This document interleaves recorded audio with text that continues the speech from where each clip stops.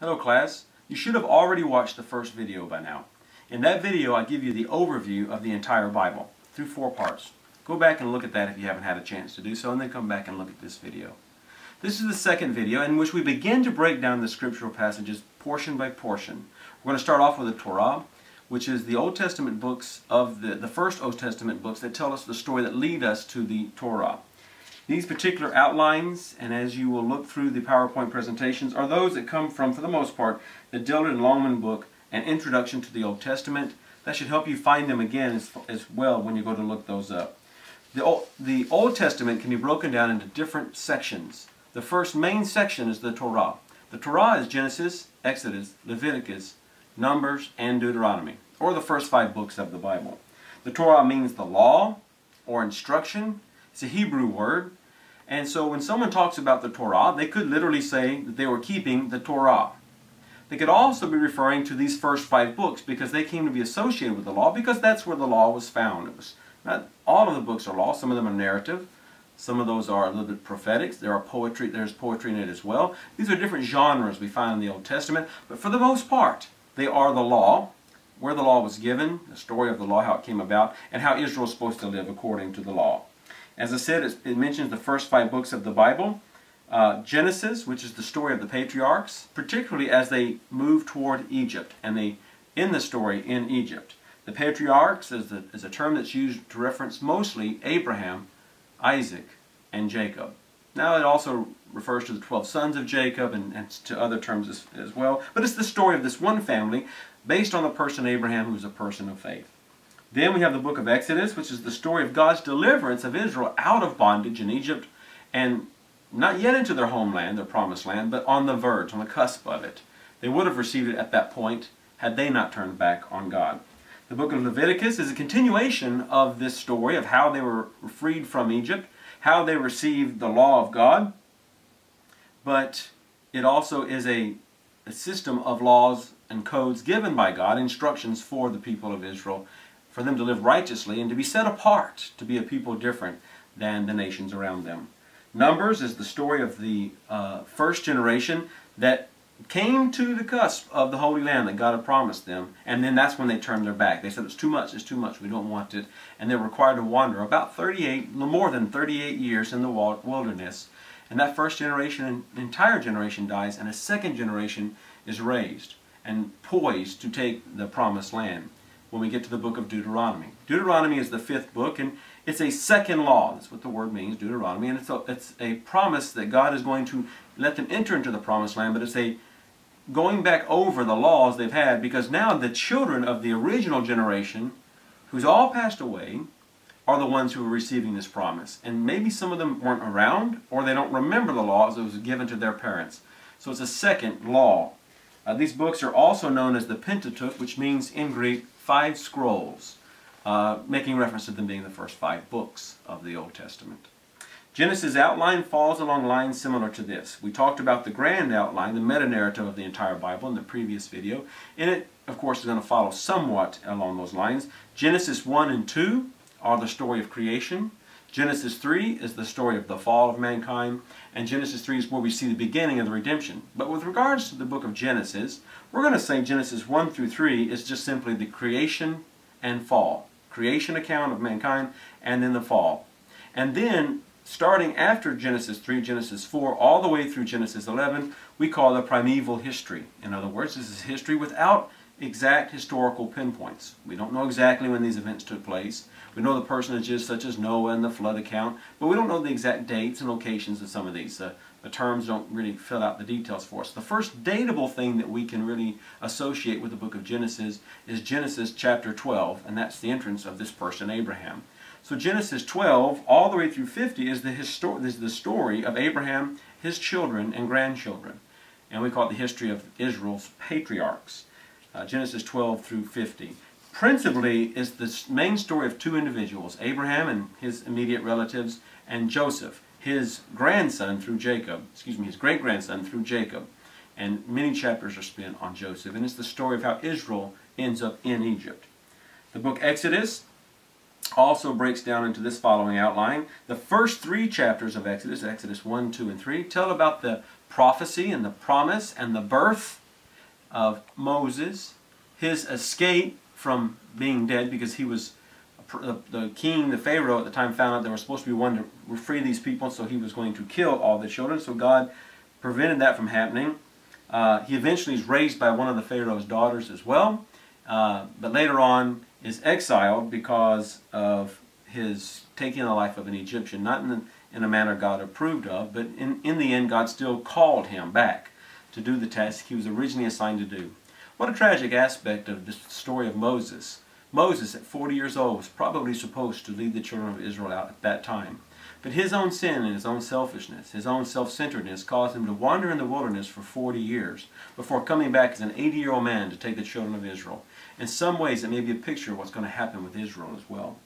Exodus 4 through 15 record the actual Exodus event itself, with the famous 10 plagues of Egypt. And each of those plagues are interesting because they correspond with the gods of Egypt, showing that not only is God going to judge Egypt, but he's judging the gods of Egypt, so they don't really have power, but God does. And eventually, the Egyptians released the Hebrews and let them go. Exodus 16 through 18 speaks about their traveling through the wilderness. They're lost. They don't know where this place is. They've always lived in these cities in Egypt. Now they're traveling in the wilderness. And then the rest of Exodus, Exodus 19 through 40, is the giving of the law. And some of it seems to be very mundane to us, but every tiny portion of it had a purpose. And it was to set the people apart, to make them different, to show that they were not the same as their neighbors. They had food laws, how they were to live, their relationships with each other, relationships with foreigners, how there were laws on property. No one could take advantage of other people. They had to protect each other's property. They couldn't buy land and not give it back if the other person really needed it back. It tells you how to treat the poor, how to treat women, how to treat foreigners. And all of these, they were supposed to be better than the nations around them. They weren't going to always live up to it, and that becomes the problem in the Old Testament, but that was the plan. The next book is the book of Leviticus. And that's the third book of the Bible that is basically teaching how the Levites, that's where we get the word Leviticus from, Levites was one of the tribes that became the priests of the nation. And it tells how they are installed as priests and all the different sacrifices that take place. Now to you and me today, some of that seems a little bit laborious or kind of boring, but it was very important for them because it identified them as the people of God. And each little act, the way they did a sacrifice, the way they washed their clothes, the way they made their food preparations, every aspect of it was very important. Chapters 1 through 7 deal with the sacrificial laws. There are instructions for the people and instructions for the priests. The people are the first 5 chapters and part of chapter 6. The instruction for the priests are the end of chapter 6 and chapter 7. Then there's the priestly narrative, and it's the preparation of the priests for the ministry that God's called them to do. Next, there's the laws to protect cleanliness, ritual cleanliness, how they had to wash, and the relationships they had with other people and how they were supposed to conduct those. That's chapters 11 through 16. Then there was a code of holiness, how they were supposed to live set apart. Chapters 17 through 27, that breaks down in 3 portions. Number 1, the laws, which are chapters 17 through 25. And each of these laws are very specific on things they can and cannot do. Following this, in chapter 26, are the blessings that are going to happen if you follow these laws, and then also the cursings if you do not follow these laws. And then chapter 27 speaks of gifts to the Lord, an important aspect of the book of Leviticus. The next book, the 4th book, is the book of Numbers. This particular book is called Numbers because there are 2 main censuses that take place. One at the beginning of the book, one at the end, that identify how many people came out of Egypt. The first generation of God's people came out of Egypt into the wilderness, and this is their story from Numbers 1 all the way through Numbers 25. You see, Exodus and Leviticus really are not that lengthy in terms of time. Maybe a few months go by in those 2 books. The book of Numbers records history of 38 different years.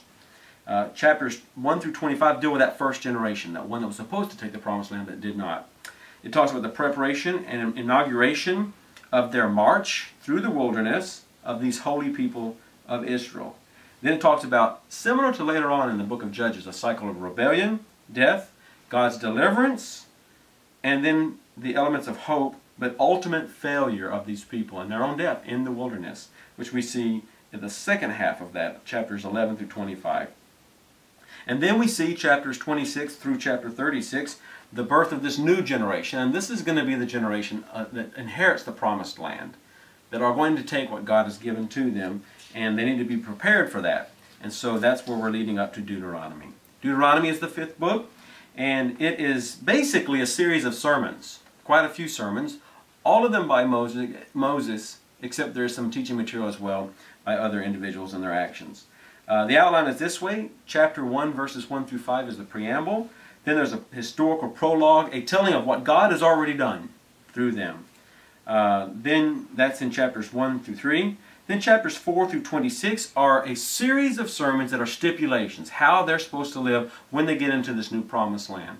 Everything from what they're to eat, what their king is supposed to look like when God does grant them a king, what their prophets are supposed to be like when they are sent prophets to teach them how to live. All these different sorts of things are found in chapters 4 through 26.